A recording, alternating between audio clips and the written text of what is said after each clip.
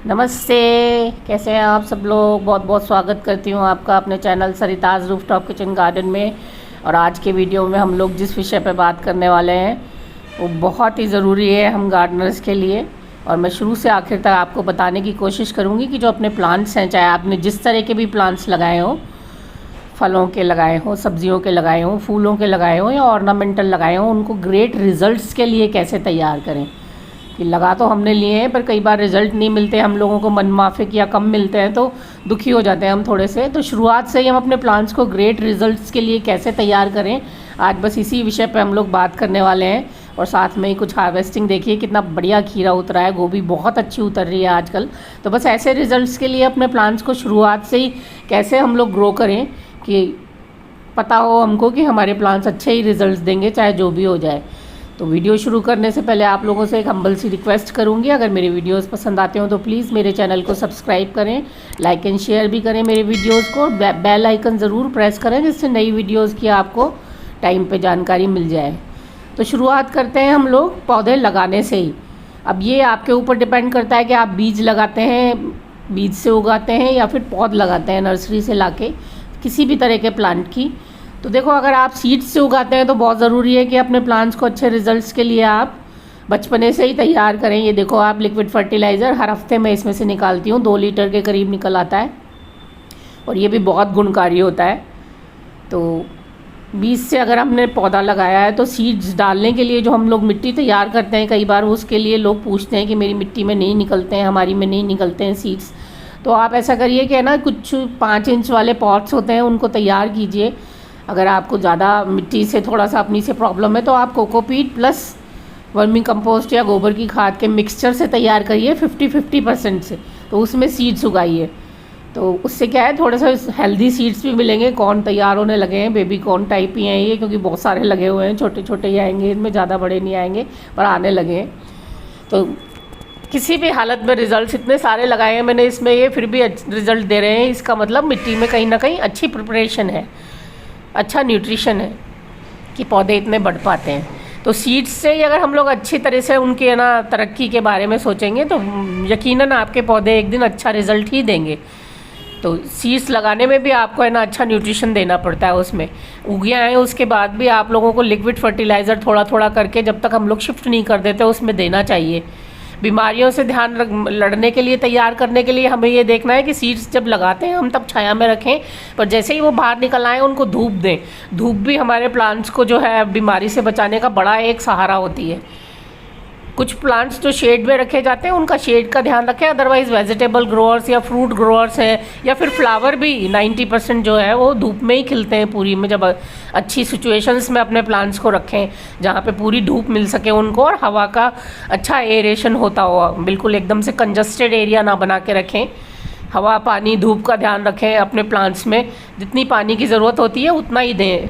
हमारे यहाँ पे सबसे बड़ी जो है ना कमी होती है, रिजल्ट्स में कन्वर्ट नहीं होते हमारे प्लांट्स, उसका रीज़न पानी भी होता है। एक हम लोग शौक में और लाड प्यार में बहुत ज़्यादा पानी डालते हैं कई बार, तो वो भी बहुत नुकसान करता है और हमको पता भी नहीं चलता कि हमने क्या गलत किया अपने प्लांट्स के साथ। तो इसका बहुत ज़्यादा ध्यान रखने की ज़रूरत होती है। रिजल्ट्स पे बहुत ज़्यादा इसमें है ना फ़र्क पड़ जाता है अगर पानी का ध्यान हम लोग नहीं रखते या ज़्यादा दिए चले जाते हैं और हमें लगता है हम नॉर्मल दे रहे हैं।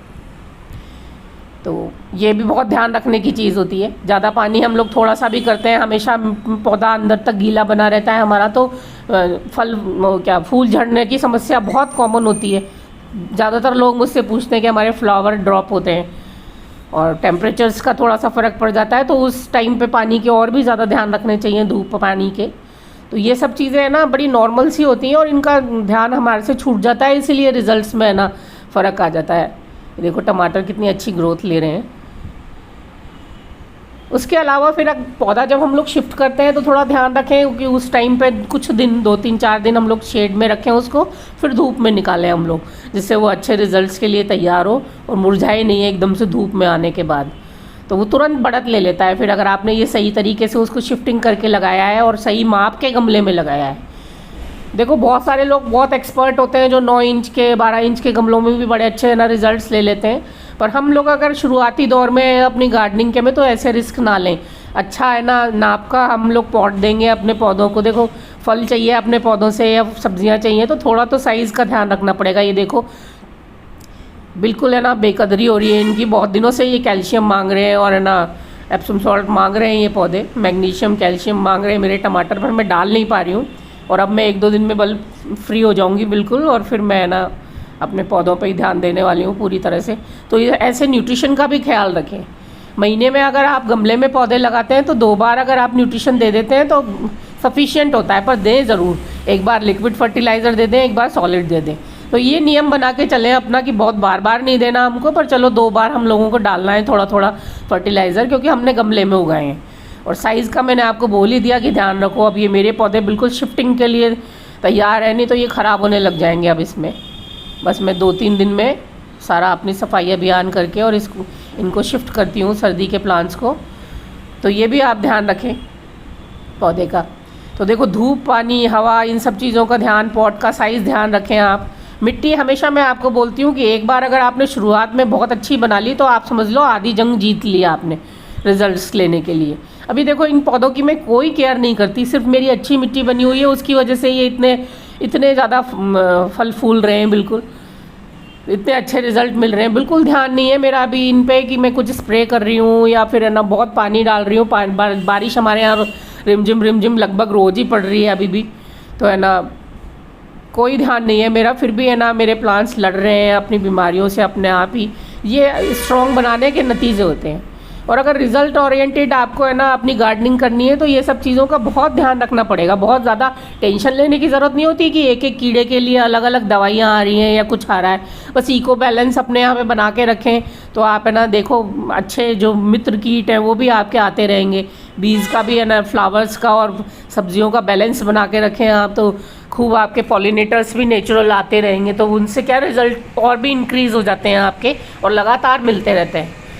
कभी कभी हम लोग इतनी फुर्सत में नहीं होते कि पूरा ध्यान दे पाएँ गार्डनिंग पे, तब भी रिजल्ट मिलते रहते हैं अगर ये हमारी फाउंडेशन सॉलिड हो गई तो इन सब चीज़ों का बहुत ध्यान रखना होता है। स्प्रे की मैं आपको बात करूँ, कितना 1 महीने से भी ऊपर हो गया मुझे कोई स्प्रे अपने गार्डन में मारे हुए, पर उससे फ़र्क नहीं पड़ रहा मेरे में अब, क्योंकि है ना ऑब्वियसली हर चीज़ का बैलेंस है तो इतना ज़्यादा बीमारियां नहीं आ पा रही, किसी चीज़ में भी बढ़ नहीं पा रही कोई भी फ्रूट में। देखो कितने इसमें ना एप्पल बेर के प्लांट में कितना बड़ा हो गया और ये कितने फ्लावर्स आ रहे हैं। अब देखो कितना कन्वर्जन होता है इनका फ्रूट्स में, ये तो देखने की बात है। पर आप भी इन सब चीज़ों का ध्यान रखेंगे तो यकीनन आपको अच्छे रिजल्ट्स मिलेंगे अपनी गार्डनिंग में, किसी भी रूप में, सब्ज़ी, फल, फूल, ऑर्नामेंटल प्लांट्स। तो बस इन बेसिक्स को आप ज़रूर ध्यान रखें। बहुत बहुत धन्यवाद। नमस्कार।